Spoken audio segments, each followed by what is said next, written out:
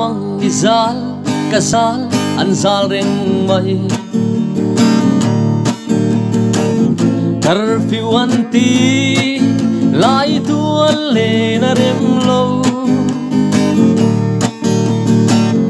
nun phung a buai kan ang kan phun reng mai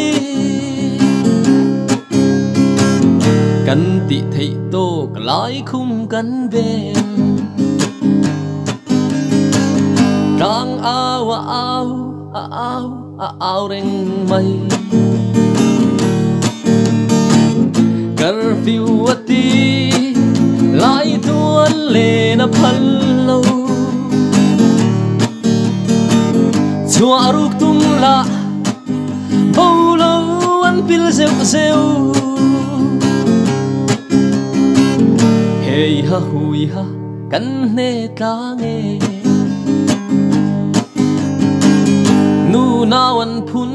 patling an bang bi klo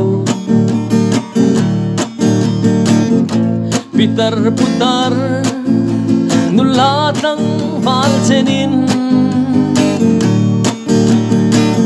bel siat ngai lo sipui len vang hian mo chua klei lo hian kan zal le thi ri leng lo se ke ni hileng ila sa vong miang in kan tom a zo don ne ma sengil su kan sor kar hianin mo min bed rest lo min lockdown zone